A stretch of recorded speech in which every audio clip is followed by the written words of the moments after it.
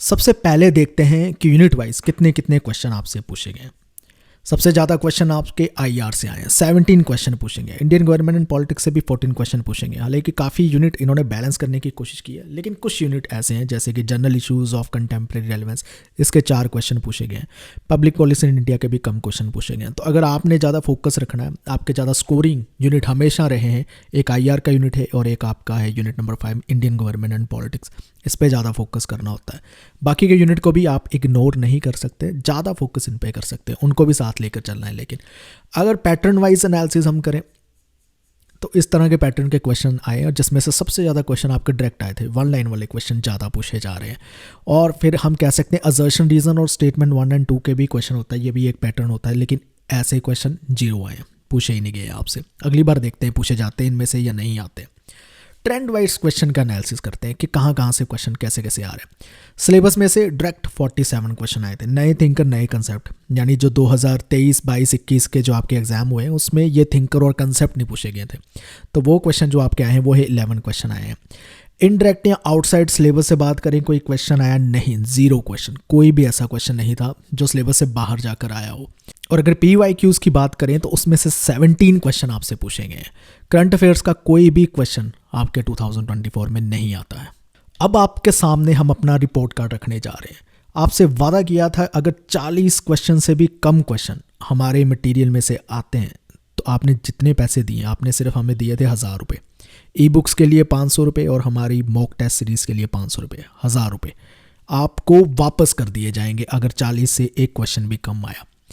इस बार हमारे कंटेंट में से 53 क्वेश्चंस आए हैं, तो इसका मतलब है आपको अपने पैसे वापस नहीं मिलने वाले। ये क्लेम नहीं कर रहा हूँ, एक एक स्क्रीनशॉट आपको दिखाने वाला हूँ। जैसे जैसे हम वीडियो कवर करते जाएंगे उसके सोर्सेस देखते जाना, कौन कौन से क्वेश्चन हमारी ई बुक से या हमारी टेस्ट सीरीज से आ रहे थे, वो सबका प्रूफ इसी वीडियो में मिल जाएगा। इस वीडियो का टाइटल दिया था रेवोल्यूशनाइज कर देंगे हम CUET PG की प्रेपरेशन को। उसका मतलब ही यही था 10-10 हज़ार, 20-20 हज़ार जो कोचिंग फीस ली जा रही थी CUET PG, वो 1000 रुपये में एजुसीकर चैनल आपकी करवा कर दिखाएगा। उसके चलते हुए कैटेगरी रैंक 1 अलीशा हमारे स्टूडेंट रहते हैं, इसकी इंटरव्यू चैनल पर पड़ी हुई है, आप देख सकते हैं इन्होंने हमारे साथ कैसे तैयारी की थी, ऐसे ही मटेरियल से। और इसी के साथ चलते हुए rapid fire revision CUET PG political science का 2025 का एडिशन भी लॉन्च हो जाता है। इसका लिंक भी आपको डिस्क्रिप्शन में मिल जाएगा। यहाँ से आपने सारी चीज़ें कवर करनी है क्योंकि मोस्ट बल्क क्वेश्चन जो है हमारे इन्हीं ई बुक्स में से आए हैं और इसके साथ टेस्ट सीरीज़ में से भी क्वेश्चन आए हैं जिसका नाम है एडवांस मॉक टेस्ट सीरीज़। इसका लिंक भी आपको डिस्क्रिप्शन में मिल जाएगा। अभी भी महज 1000 रुपये में आप CUET PG की पेड तैयारी कर सकते हो और वीडियोज़ कंप्लीटली चैनल पर फ्री पड़ी है, वो भी आप देख सकते हैं। चलिए शुरू करते हैं वीडियो। सबसे पहले सॉल्व करते हैं वेस्टर्न पॉलिटिकल फिलॉसफी के क्वेश्चंस को।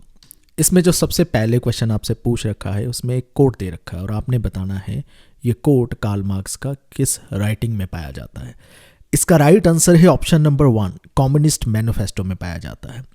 क्या है ये कोट? ये कोट कम्युनिस्ट मैनिफेस्टो में पाया जाता है। कम्युनिस्ट मैनिफेस्टो की पहले डेट याद रख लो, 1848 में आती है। इस कोट में मार्क्स बेसिकली यही कहते हैं कि अगर हिस्टोरिकली देखें तो हर सोसाइटी में 2 ऐसी क्लासेस पाई जाएंगी जिनमें होगा स्ट्रगल, जिनमें होगा एंटागोनिज्म, जिनमें किसी ना किसी फॉर्म के कॉन्फ्लिक्ट्स चल रहे होंगे, चाहे वो फ्री मैन एंड स्लेव हो, चाहे वो लॉर्ड और सर्फ हो, चाहे गिल्ड मास्टर जर्नीमैन हो, कोई भी हो, जैसे आज के टाइम पर चाहे वो कैपिटलिस्ट हो या वर्कर क्लास हो। मार्क्स एंड एंजल ने मिलकर ये काम किया है और इन दोनों का मानना था कि ये जो कन्फ्लिक्ट पाए जाते हैं यही एक ड्राइविंग फोर्स होती है, इससे ही हिस्ट्री चेंज हो रही है। ये कन्फ्लिक्ट कभी कभी हिडन भी होते हैं और कभी कभी ओपन भी होते हैं। इस चीज़ की बात करते हैं। इसके सोर्स की बात करें तो ओपिगापा में आपको ये लाइन मिल भी जाती।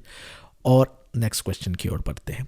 ये आपसे पूछा गया है लॉ के accordingly natural rights of the people कौन कौन से हैं।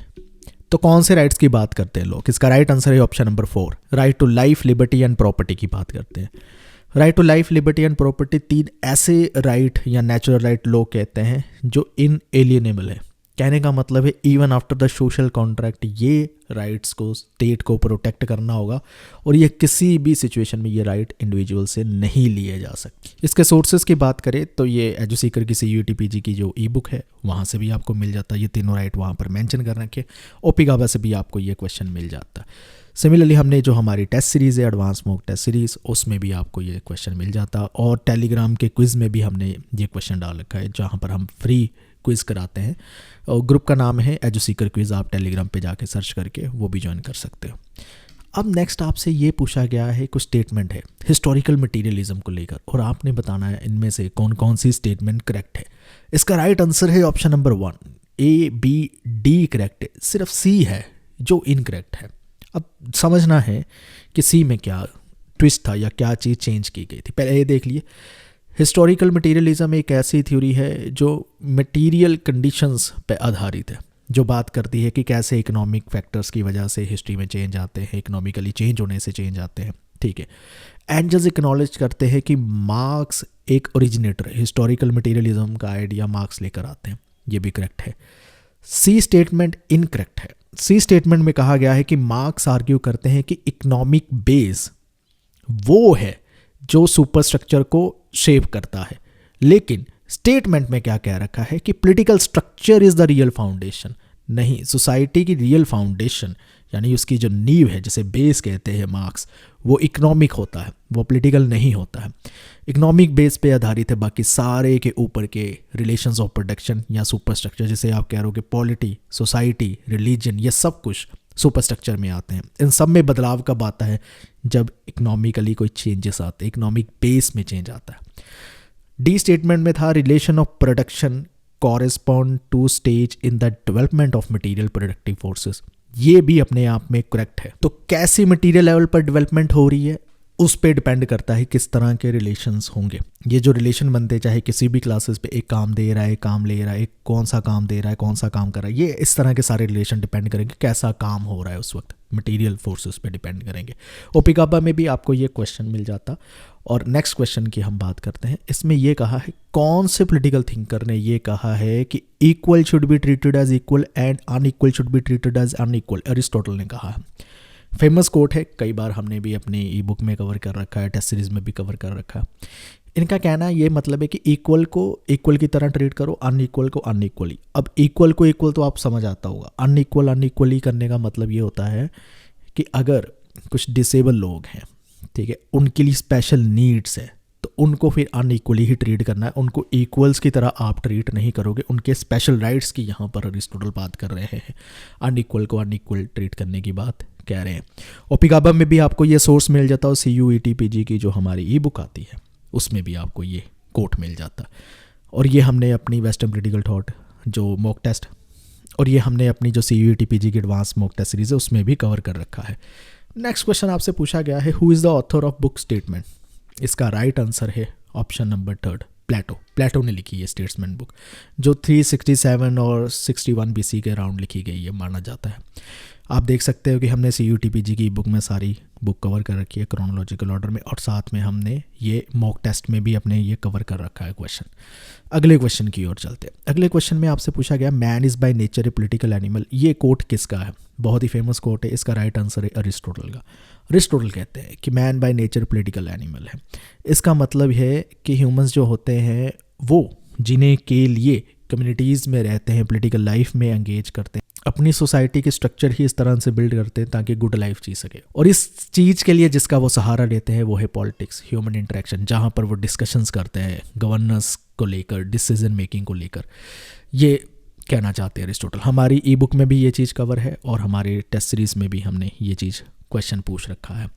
नेक्स्ट बात करते हैं, कार्ल मार्क्स की पब्लिकेशन दी गई है और उनको आपने क्रोनोलॉजिकल ऑर्डर में लगाना है, जो पहले आई पहले, जो बाद में आई उसको बाद में। इसका राइट आंसर बनता है ऑप्शन नंबर 2। किस तरह से एक एक करके देखते हैं। सबसे पहले आती है जर्मन आइडियोलॉजी, फिर कम्युनिस्ट मैनिफेस्टो, फिर 18th ब्रूमेयर ऑफ लुइस बुनापार्टे, फिर क्रिटिक ऑफ गोता प्रोग्राम, ये 1875 में आती है। इस तरह से इसको अरेंज करना था। CUET-PG की बुक में हमने कार्ल मार्क्स की सारी बुक्स को ऑर्डर में कवर कर रखा है, क्रोनोलॉजिकल ऑर्डर में, वहाँ से आपको ये सारी जानकारी मिल जाती। नेक्स्ट आपसे पूछा गया है, पॉलिटिकल फिलॉसफी जो रूजो की है वो किस पे बेसिस है, कौन सा आइडिया पॉपुलर उनका आइडिया है पॉपुलर सॉवरेनिटी का आइडिया, जिसके लिए वो फेमस है उनकी फिलॉसफी। अब पॉपुलर सॉवरेनिटी का मतलब यही है कि गवर्नमेंट की अथॉरिटी जो है या किसी तरह के लॉ बनाए जाते हैं गवर्नड, जिसमें शासन किया जा रहा है, जिस पे राज किया जाएगा, जिस पे बनाए जा रहे हैं जिनके लिए, वहाँ से ही ये ड्राइव की जाती है अथॉरिटी, यही है पॉपुलर सॉवरेनिटी।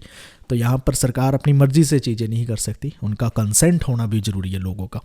ओपिगाबा में भी आपको ये मिल जाता है और CUTPG की ई बुक में भी हमने कवर कर रखा है कि ये कंसेप्ट रूसो का है। इनफैक्ट हमने ये अपनी टेस्ट सीरीज़ में भी कवर कर रखी है चीज़ें, इवन फ्री वाला क्विज ग्रुप में भी और पेड वाली टेस्ट सीरीज़ जो वेबसाइट में हमारे चलती है। चलिए नेक्स्ट आपसे क्वेश्चन पूछा गया है, 2 लिस्ट आपने मैच करनी है। इन दोनों लिस्ट को आपने मैच करना है, एक में बुक है एक में ऑथर। इसका राइट आंसर है ऑप्शन नंबर 2। ये भी क्वेश्चन इजी है, जिन्होंने हर थिंकर की बुक पढ़ी हुई है कि किस थिंकर ने कौन सी लिखी। रिपब्लिक प्लेटो ने लिखी है, लेविएथन जो है हॉब्स ने लिखी है, फ्लोरेंटाइन हिस्ट्री मैकियावेली ने लिखी है, 2 ट्रीटीज ऑफ गवर्नमेंट लॉक ने लिखी है। तो इस तरह से याद कर लो। और ये हमने ई बुक में भी सारे थिंकर की एक एक बुक को ऑर्डर में मेंशन कर रखा है कि ये ज़रूरी है आपको ये याद करना, ऐसे ही क्वेश्चन आएंगे आपसे। फ्लोरेंटाइन हिस्ट्री एक नई बुक थी, तो हमने भी इसका एक लिंक आपको दे दिया है जहाँ से आप देख सकते हैं। दोनों लिस्ट को मैच करना है। नेक्स्ट क्वेश्चन में फिर से क्या दे रखा है, फिर से नाम दे रखे हैं बुक के और ऑथर को मैच करना है। इसका राइट आंसर ऑप्शन नंबर 2 बनता है। चलिए एक एक करके इसको भी देख लेते हैं। J.S. मिल ने ऑन लिबर्टी 1859 में पब्लिश होती है।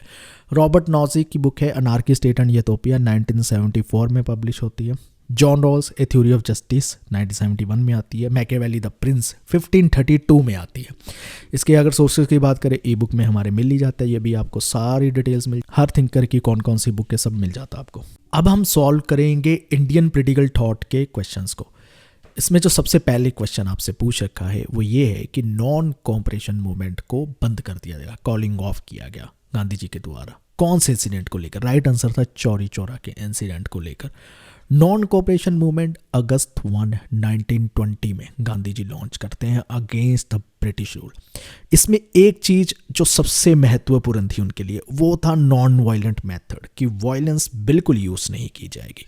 लेकिन चौरी चौरा इंसिडेंट जो Feb 4, 1922 में होता है, यहाँ पर प्रोटेस्टर पुलिस स्टेशन को आग लगा देते हैं, जिसकी वजह से 3 सिविलियंस और 22 पुलिसमैन मारे जाते हैं। और ये इंसिडेंट गांधी जी को लगा बहुत ही वायलेंट है, इसकी वजह से नॉन कोऑपरेशन मूवमेंट को बंद कर दिया जाता है। इसके सोर्सेस की बात करें तो हमारी ई बुक में ये सारी डिटेल मेंशन है जो CUTPG की आती है। नेक्स्ट क्वेश्चन आपसे ये पूछा गया है कि BR अम्बेडकर की कुछ बुक्स दे रखी है, इनमें से आपने बताना है कौन सी बुक अम्बेडकर जी की नहीं है। इसका राइट आंसर है option number 3, Gandhi, Nehru and Tagore. ये बुक पर BR अम्बेडकर ने काम नहीं किया है। BR अम्बेडकर की बुक है थॉट्स ऑन पाकिस्तान 1940 में पब्लिश होती है। अनाइलेशन ऑफ कास्ट 1936 में आती है। द प्रॉब्लम ऑफ रूपी ओरिजिन एंड सोल्यूशन 1923 में आती है। लेकिन गांधी, नेहरू एंड टैगोर की ये जो बुक है ये कल्पना राजाराम ने 2015 में लिखी है। ये अम्बेडकर की बुक नहीं थी। इसके सोर्सेस की बात करें तो CUTPG की ई बुक में हमने सभी कवर कर रखी है बुक जो अम्बेडकर की है, वो भी ऑर्डर में। इसके साथ ये बुक भी हमने बता रखी है, ये आपको अवेलेबल मिल जाएगी, उसका लिंक भी दे रखा है PDF में, आप देख लेना। पॉलिटिकल थिंकर कौन से हैं जिन्होंने आत्मीय सभा इस्टेब्लिश की, ये इंस्टीट्यूशन इस्टेब्लिश किया? इसका राइट आंसर है राजा राम मोहन राय ने की थी। ये कब की थी? ये 1815 में कोलकाता में की थी। क्या मकसद था इसका? ये बेसिकली सोशल रिलीजियस रिफॉर्म्स लेकर आना चाहती थी बंगाल में। यहाँ पर इस इंस्टीट्यूशन में डिबेट्स होती थी, डिस्कशन होती थी, फिलोसफिकल डिबेट होती है। खासकर इन्होंने किस चीज़ पे काम किया थे? कुलीन ट्रेडिशन पे काम करते थे। ये उसके अगेंस्ट थे कि यंग गर्ल्स को सेल किया जाता था हस्बैंड्स को फाइनेंशियल्स गेन के लिए। पॉलीगैमी के अगेंस्ट काम करते थे। कास्ट सिस्टम में जो इनजस्टिसेस आ रखी थी उसके अगेंस्ट ये काम करते थे। आत्मीय सभा ये काम करती आई है। CUTPG की ई बुक में हमने ये दोनों चीज़ें मेंशन कर रखी है और इसके साथ हमने टेस्ट सीरीज़ में भी ऐसे क्वेश्चन आपसे पूछ रखे हैं अपनी जो CUTPG की टेस्ट सीरीज़ आती है।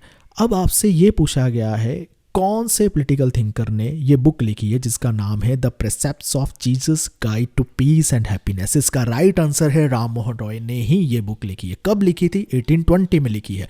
कहाँ से पता चलता? CUTPG की बुक में हमने ये भी बुक के बारे में कवर कर रखा है। जैसे कि मैंने बताया कि बहुत सारे क्वेश्चन हमारे मटीरियल से ही आ गए थे, आप देख सकते हैं कैसे आए, उसके स्क्रीनशॉट अटैच करके एक एक करके मैं बता भी रहा हूँ आपसे। अब महात्मा गांधी जी की बुक को क्रोनोलॉजिकल ऑर्डर में लगाने के लिए कहा गया था, तो इसका राइट आंसर जो बनता है वो है ऑप्शन नंबर 2। एक एक करके हम सभी बुक को देख लेते हैं। हिंद स्वराज आती है सबसे पहले 1909 में। The story of my experiments with the truth, ये 1927 से 29 के आसपास आती है। सत्याग्रह इन साउथ अफ्रीका, ये 1928 में आती है। इंडिया ऑफ माई ड्रीम्स, ये 1947 में आती है। इसके सोर्सेज की बात करें तो ये सभी आपको हमारी CUT/PG की ई बुक में भी मिल जाती।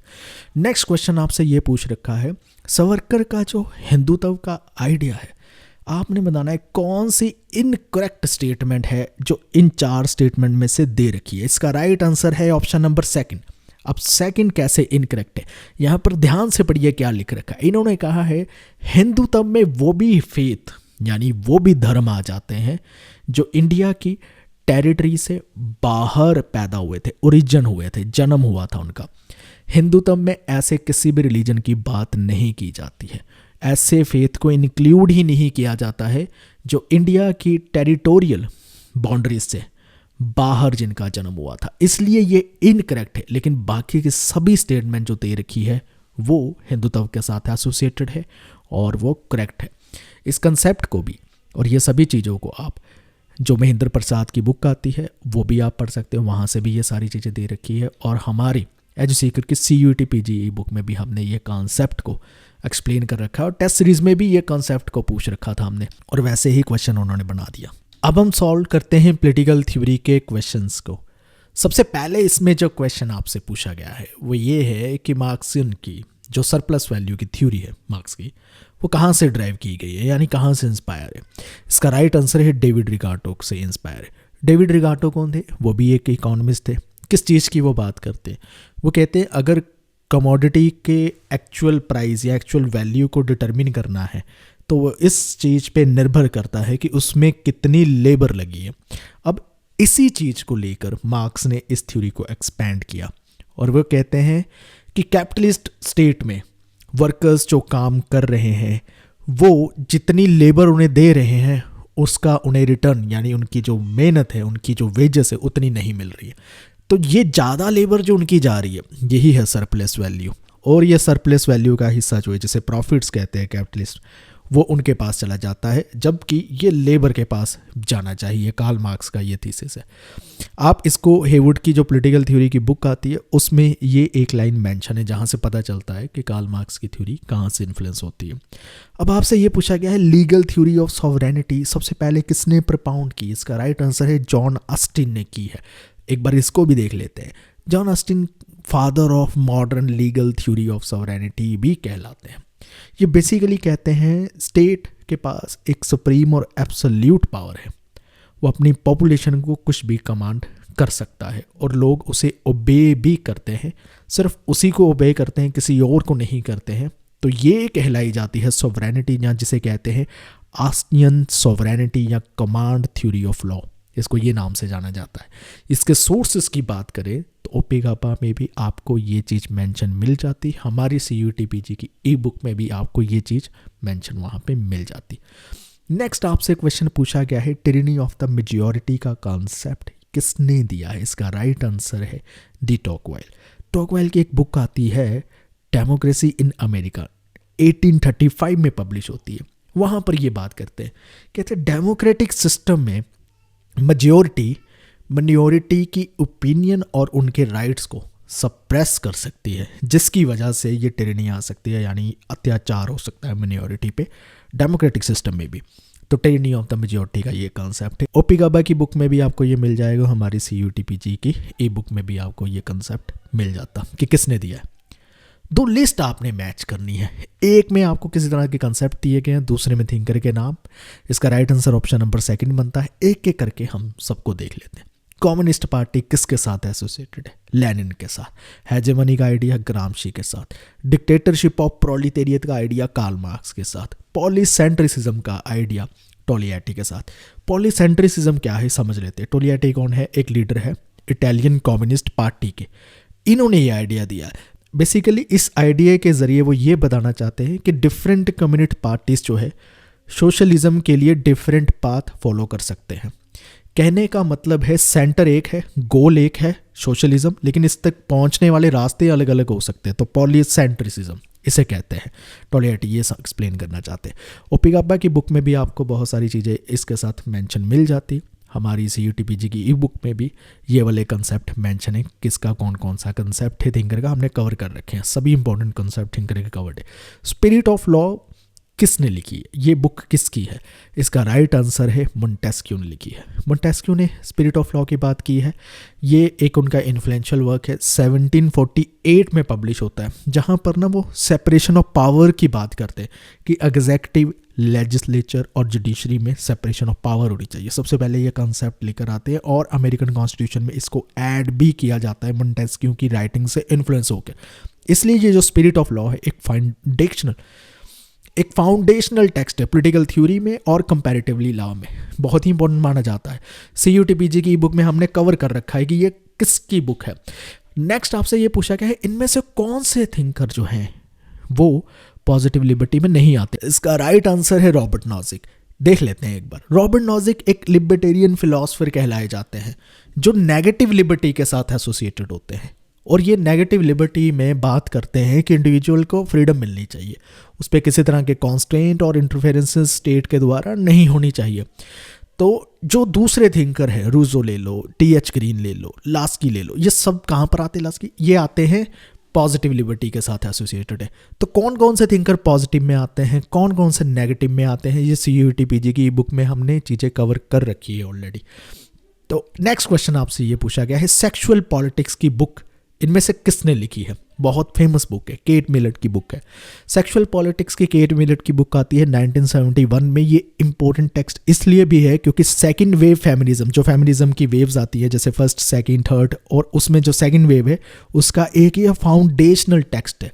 इसमें इस टेक्स्ट में ऐसा वो क्या बात करते हैं, वो बताते हैं सेक्सुअल पॉलिटिक्स में कि सेक्सेस में जो रिलेशन पाया जाता है वो पावर और आइडियोलॉजी के द्वारा सस्टेन किया जाता है। जैसे क्लासेस और रेसेस में जो रिलेशन पाए जाते हैं वो भी पावर और आइडियोलॉजी के द्वारा सस्टेन किए जाते हैं। Similarly between male and female भी जो रिलेशन पाए जाते हैं वो भी पावर एंड आइडियोलॉजी के द्वारा मेंटेन किए जाते हैं। इसलिए वो कहते हैं ऐसे रिलेशन मेल एंड फीमेल के भी जो हो गए इनको भी हम पॉलिटिकल रिलेशन की तरह ही कंसिडर करेंगे, तो ही जाकर चीज़ें जो है आगे जाकर समझेंगी। बाकी के जो थिंकर है जैसे मैरी वॉलस्टोनक्राफ्ट, उनकी राइटिंग कौन सी इंपॉर्टेंट है? A vindication of the rights of women 1792 में आती है। कैरोल पेटमैन, इनकी सेक्सुअल कॉन्टैक्ट की राइटिंग इंपॉर्टेंट 1988 में आती है। JS मिल की आती है सब्जेक्शन ऑफ वीमेन 1869 में आती है। तो सिर्फ एक ऑप्शन नहीं, बाकी की 3 ऑप्शन के साथ एसोसिएटेड राइटिंग, उनके कॉन्सेप्ट, वो भी चीज़ें आपको थिंकर के बारे में पता होनी चाहिए। ओपिगाबा में आपको ये टेक्स्ट मिल जाता और CUTPG की ई बुक में भी हमने कवर कर रखा है, स्क्रीनशॉट में आप देख सकते हैं। नेक्स्ट क्वेश्चन में आपसे ऑथर और बुक्स के नाम दिए गए और इनको आपने मैच करना है। इसका राइट आंसर है ऑप्शन नंबर 1। चलिए एक एक करके देख लेते हैं। सबसे पहले नाम आता है जॉन रॉल्स का, थ्योरी ऑफ जस्टिस उनकी बुक का नाम है। फिर रॉबर्ट नॉजिक है, अनार्की स्टेट एंड यूटोपिया। फिर Adam Smith, wealth of nation. And Francis Fukuyama, the end of history and the last man. ये बुक इस तरह से मैच करनी थी। सोर्सेज की बात करें, ओपिगाबा में भी ये सारी बुक्स मिल जाती है आपको, और हमारी CUTPG की ई बुक में भी आपको ये सारी चीज़ें मिल जाती। नेक्स्ट क्वेश्चन हम बात करते हैं रिलेटिव ऑटोनॉमी का जो आइडिया है वो इनमें से किसने एडवोकेट किया है? निकोस प्लोन्तास ने किया है। क्या है ये आइडिया, एक बार समझ लेते हैं। पहले तो ये समझिए, ये जो उन्होंने निकोस प्लोन्तास ने आइडिया दिया, उनकी इंपॉर्टेंट राइटिंग का नाम भी हमने याद करना है। उनकी इंपॉर्टेंट राइटिंग है political power and social classes, 1973 में पब्लिश होती है। यहाँ पर वो एक नई ऑब्जर्वेशन देते हैं। वो कहते हैं हम मानते हैं कि स्टेट जो है कैपिटलिस्ट क्लास के लिए काम करती है, उसके इंटरेस्ट को सर्व करती है, लेकिन स्टेट के पास एक ऑटोनॉमी भी होती है। वो डायरेक्ट इंस्ट्रूमेंट नहीं है रूलिंग क्लास का। रूलिंग क्लास जैसे मर्जी चाहे हमेशा नहीं स्टेट को अपने इंटरेस्ट के लिए यूज़ कर सकती है। कहीं ना कहीं पर हमारे पास देखा गया है कुछ ऐसी सिचुएशन होती है जहाँ पर स्टेट जो है ऑटोनॉमी एक्सरसाइज करती है।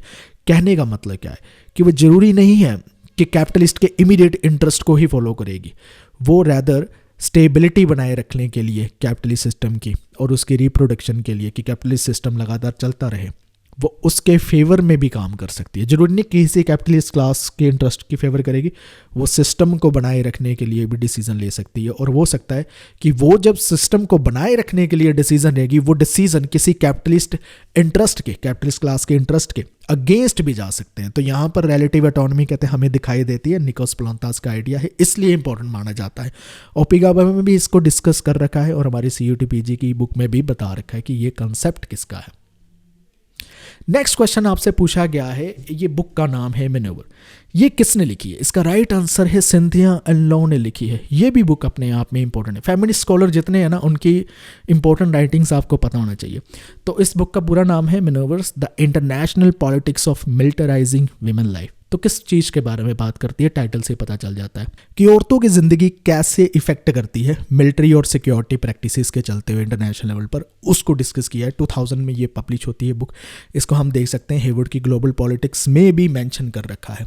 नेक्स्ट क्वेश्चन आपसे पूछा गया है, डायरेक्ट डेमोक्रेसी की अर्ली एग्जाम्पल कौन सी? इसका राइट आंसर है एथेंस। एथेंस में पाई गई थी सबसे पहले डायरेक्ट डेमोक्रेसी की एग्जाम्पल, वेल डॉक्यूमेंटेड है, वहाँ पाई जाती है।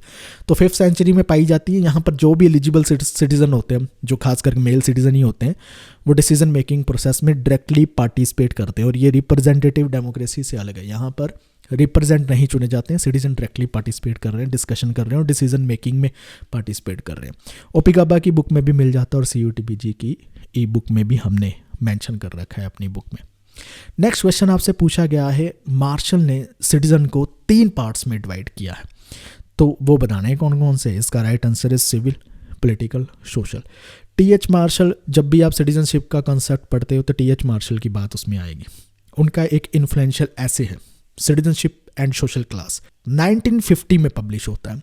यहाँ पर ये कहते हैं कि 3 डिमेंशन देखी जाती है सिटीजनशिप की। सबसे पहले आते हैं उसमें सिविल राइट्स, जिसमें freedom of speech, freedom of thought, freedom of religion, freedom of property ownership या राइट टू जस्टिस, ऐसे राइट्स की बात आ जाती है। फिर पॉलिटिकल राइट्स आते हैं, जिसमें आप right to vote, right to run for office, right to form political association और to form any political party, ये पॉलिटिकल राइट्स में आ जाते हैं। फिर आ जाते हैं सोशल राइट्स, जिसमें एजुकेशन, हेल्थ केयर या सोशल सिक्योरिटी को लेकर आपके जो राइट्स आ जाते हैं वो सोशल राइट्स आ जाते हैं। मार्शल अब ये कहते हैं कि सिटीजनशिप का ये जो कॉन्सेप्ट है राइट्स के जरिए हिस्टोरिकली इवॉल्व हुआ है। सबसे पहले इंग्लैंड में सिविल राइट्स आते हैं, फिर उसके बाद पॉलिटिकल राइट्स की डिमांड की जाती है और फिर सोशल राइट्स की डिमांड की जाती है लोगों के द्वारा। तो इस तरह से अब ये तीनों डिमेंशन सिटीजनशिप में कवर की जाती है। TH मार्शल का ये आइडिया था। इसके सोर्सेज की बात करें तो ओपी गाबा में भी हमें ये मिल जाता है आइडिया, और CUTPG के जो हमने फ्री क्विज इवेंट कराए थे लास्ट में, तो उसमें भी हमने ये क्वेश्चन पूछ रखा है। चलिए अब सॉल्व करते हैं इंटरनेशनल रिलेशंस के क्वेश्चन को। सबसे पहले इसमें जो क्वेश्चन आपसे पूछा गया है वो ये है कि 1971 की इंडिया पाकिस्तान वार में USA ने अपना एक एयरक्राफ्ट कैरियर भेजा था बे ऑफ बंगाल में पाकिस्तान को सपोर्ट करने के लिए। उसका नाम बताना है, उसका नाम है 7th फ्लीट। तो 7th फ्लीट किसका पार्ट था? जो 474 एक टास्क फोर्स डिप्लॉय की गई थी उसका पार्ट था। बेसिकली पाकिस्तान की सपोर्ट में ये बे ऑफ बंगाल में 1971 की वार में भेजा गया था, लेकिन इससे फिर भी नहीं कोई खास फ़र्क पड़ा इंडिया को। लिबरेशन ऑफ बांग्लादेश में जो उन्होंने करना चाहा था उन्होंने किया। इसके सोर्सेज की बात करें तो विकीपीडिया में आपको ये जानकारी मिल जाती है। ऐसा कुछ था, अटपटा सा क्वेश्चन है, ऐसा हम पढ़ते नहीं है, बट स्टिल एक GK टाइप क्वेश्चन पूछ लिया गया आपसे। कोल्ड वार के इवेंट्स बहुत इंपॉर्टेंट है, इस बार के एग्जाम के लिए भी अच्छे से याद कर लो। इसका एक क्वेश्चन हर बार आ ही जाता है। आपने इवेंट्स दिए हैं, उनको क्रोनोलॉजिकल ऑर्डर में लगाना था, उसके अकॉर्डिंगली राइट आंसर बनता है आपका ऑप्शन नंबर 3। एक एक करके इन सभी इवेंट्स को देख लेते हैं। सोवियत यूनियन कब इन्वेड करता है अफगानिस्तान को या हमला करता है? 1979 में करता है। कोरियन वार कब होता है? 1950-53 के बीच में। फिर आता है बर्लिन वॉल, कब कंस्ट्रक्ट होती है? 1961 में होती है। सोवियत इन्वेजन करता है हंगरी को 1956 में। ये सभी इवेंट्स आपको पता होने चाहिए। अब ये इवेंट्स कहाँ से आप कर सकते हैं, इनकी क्रोनोलॉजी कुछ इस तरह से आप देख लीजिए दोबारा से। ओके, तो इसके सोर्सेज की बात करें, हेवुड का ना ये कोल्ड वॉर पीरियड का एक आता है इवेंट्स का, तो इनको आपने रट्टा मार लेना है। ठीक है, रट्टा मार लेना मतलब मेमोराइज कर लो, इनमें से अगली बार एक इवेंट और आ जाएगा, इसी से बार बार बन रहा है। तो बस इतने फैक्ट याद करना है, कुछ ज़्यादा नहीं है, देख लिए तो 20 ही होंगे आराम से, तो इसको याद कर लो। हमारी रैपिड फायर रिवीजन जो CUTPG की ई बुक है उसमें भी हमने बहुत सारे इवेंट्स कवर कर रखे हैं, तो आप जहाँ से भी करना चाहें आप कर सकते हैं। क्रोनोलॉजी आपने क्या अब लगानी है, किसकी? यूनाइटेड नेशन की हिस्ट्री की कुछ इवेंट्स दे रखे हैं, उनको लगाना है क्रोनोलॉजिकल ऑर्डर में। अब ये भी मैं बताता हूँ कहाँ से आता है। पहले तो इसका आंसर देखते हैं, इसका आंसर 4th है। एक बार देख लेते हैं कैसे कैसे इसका राइट आंसर है। जैसे UN चार्टर सैन फ्रांसिस्को में अप्रूव करती हैं 50 स्टेट्स, जो फाउंडिंग स्टेट्स होती है UN की, 1945 में, ये सही है। ठीक, फिर आते हैं ट्राइलाइव, जिनको सेक्रेटरी जनरल अपॉइंट किया जाता है 1946 में, और फर्स्ट सेक्रेटरी जनरल होते हैं यूनाइटेड नेशन के। First UN peace keeping forces जो एवर सेंड की जाती है स्वेज कनाल में वो 1956 में की जाती है। यूएनडीपी यानी यूनाइटेड नेशन डेवलपमेंट प्रोग्राम कब इस्टेब्लिश किया जाता है? 1965 में किया जाता है। तो इस तरह से इसका ऑर्डर चलता है। इसके सोर्सेज की बात करें, जब यूनाइटेड नेशन का आप चैप्टर पढ़ोगे ग्लोबल पॉलिटिक्स जो हेवर्ड की बुक है उसमें ये सारी चीज़ें मिल जाएगी, एक बॉक्स मिलेगा। तो हेवर्ड के बॉक्सेस बहुत इंपॉर्टेंट है, उसके बुक में जो दे रखे हैं उसको कवर कीजिए। कुछ चीज़ें हमने भी अपनी CUTPG की बुक में कवर कर रखी है। नेक्स्ट क्वेश्चन आपसे ये पूछा गया है कि कोल्ड वार के एंड होने के जो मेन रीज़न है उनमें से आपने बताना है, ये दे रखे हैं 4, कौन कौन से करेक्ट है। इसका राइट आंसर है ऑप्शन नंबर 3, ACD करेक्ट है, B करेक्ट नहीं है। एक एक करके देख ले हम इसको। तो सोवियत स्टाइल कम्युनिज्म की कुछ स्ट्रक्चरल वीकनेस थी और ये एक वजह बनता है। क्या वजह बनता है? उसके कोलैप्स की। गोर्बाचेव के जो रिफॉर्म्स थे, जो उसकी पॉलिसीज़ थी, ग्लासनोस्ट की होगी या प्रेस्ट्रॉइका की होगी, उसकी वजह से सोवियत यूनियन वीक पड़ा। रिफॉर्म आने की वजह से एकदम से चेंजेस आने शुरू हो गए उसकी स्ट्रक्चर में, जिसकी वजह से वो कोलैप्स किया। इकोनॉमिक कल्चरल ग्लोबलाइजेशन का भी प्रेशर उस पर अलग से पड़ रहा था। ग्लोबल कैपिटलिज्म जो था वो काफ़ी फैल रहा था, एक्सपैंड हो रहा था, स्प्रेड हो रहा था, लेकिन सोवियत यूनियन को इम्पैक्ट कर गया। अब ये एक B में उन्होंने कहा था कि सोवियत अफ़गानिस्तान पे हमला करता है। ये एक डायरेक्ट या मेन रीज़न नहीं है उसके कोलैप्स होने का। ये उसकी ब्रॉडर वीकनेस तो दिखलाता है, लेकिन एक डायरेक्ट रीज़न नहीं है उसके कोलैप्स होने का। जो डायरेक्ट रीजंस है वो ACD में हमें मिलते हैं। इसके सोर्सेज की अगर बात करें तो ग्लोबल पॉलिटिक्स में ये सारे कवर कर रखे हैं हेवुड ने कि कौन कौन से, तो वहाँ से उठाया गया है ये क्वेश्चन।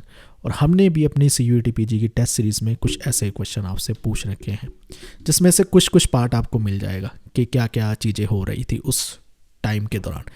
अब ये इन्होंने ये पूछा है कि टेक्नो बॉयज़ करके एक टर्म यूज़ की जाती है, जो कौन होते हैं? अमेरिकन ट्रेंड ग्रेजुएट्स होते हैं जो एक्सपेरिमेंट करते हैं डिफरेंट कंट्रीज़ में जहाँ पे अपनी इकोनॉमिक पॉलिसीज़ को लेकर। जैसे इन्होंने बताया कि चिली में एक्सपेरिमेंट किया। कहते ये जब चीज़ें हो रही थी, कब हो रही थी? इसका राइट आंसर है 20वीं सेंचुरी में हो रही थी। तो शिकागो बॉयज़ कह लो, टेक्नो बॉयज़ कह लो, ये टर्म यूज़ की जाती है इनके लिए। ठीक है, टिपिकली वो ट्रेंड इंजीनियरिंग कह लो या इकोनॉमिक्स कह लो हैं जो इकोनॉमिक पॉलिसीज़ को लैटिन अमेरिका में यूज़ करते थे, टेस्ट करते थे। तो चिली इनके लिए क्या हो गया? गिनी पिग हो गया। जैसे लैब में किए जाते हैं एक्सपेरिमेंट्स एनिमल्स पे, तो यहाँ पर एक्सपेरिमेंट कर रहे थे न्यू लिबरलिज्म की पॉलिसीज़ को टेस्ट करने के लिए कि कितना रिजल्ट लेकर आती है, और फिर उसको बाकी कंट्रीज़ में लगाया जाएगा। तो Chile one of that country था जिसके एक्सपेरिमेंट किया गया। ग्लोबल पॉलिटिक्स जो हेवुड की बुक है उसमें ये चीज़ें बता रखी है। शिकागो बॉयज़ के बारे में बता रखा है। शिकागो बॉयज़ में मिल्टन फ्रीडमैन जैसे FA हैक जैसे लोग आ जाते हैं, याद आप रखना, इनको ही टेक्नो बॉयज़ भी कहा जाता है। नेक्स्ट आपसे क्वेश्चन पूछा गया है कि क्रोनोलॉजिकली ये कुछ इंटरनेशनल ऑर्गेनाइजेशन दे रखी है, इनको आपने अरेंज करना है। इसका राइट आंसर है ऑप्शन नंबर 4। एक एक करके इनको देख लेते हैं। UNO 1945 में आता है, NAM 1961 में, ASEAN 1967 में और SAARC आता है 1985 में। ये पता होनी चाहिए आपको। रैपिड फायर विजन बुक जो है हमारी CUTPG की, उसमें सब चीज़ें हमने कवर कर रखी है। कौन सी ऑर्गेनाइजेशन कब आई, इस्टेब्लिश हुई, एंड जितने इंपॉर्टेंट उसके क्वेश्चन बन सकते हैं वो कवर्ड है उसमें।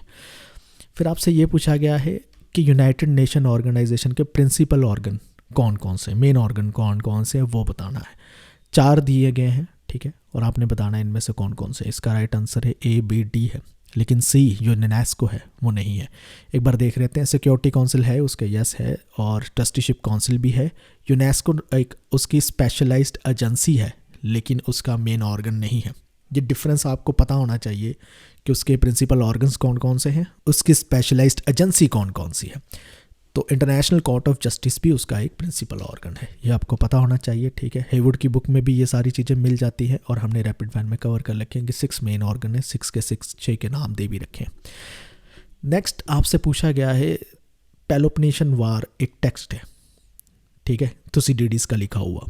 तो उसमें उन्होंने किसके वॉर की बात की है, किसकी स्टोरी चल रही है? एथेंस और स्पार्टा के वार के बारे में बात करते हैं। उसमें एथेंस और स्पार्टा का वार होता है, 23 साल तक चलता है, 5th सेंचुरी BC के राउंड होता है ये जो बुक लिखी जाती है।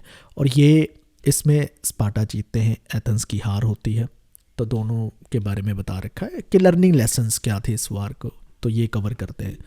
तो ये अर्ली रियलिस्ट, क्लासिकल रियलिस्ट में भी आते हैं थुसिडिडीज, और पढ़ने में तो थुसिडाइड्स आता है, लेकिन प्रोनाउंसिएशन में मुझे पता चला है कि थुसिडिडिस कहते हैं। तो एनीवे अगर आपको सुनने में थोड़ा अजीब लग रहा है, बट यही इनका नाम है। CUET PG की जो ई बुक है उसमें भी हमने ये कवर कर रखा है कि पेलोपोनेशियन वार, ये जो टेक्स्ट है, ठीक है, हिस्ट्री ऑफ पेलोपोनेशियन वार, इसमें एथेंस और स्पार्टा की बात की जा रही है, हाईलाइट करके आपको दिखाया गया है।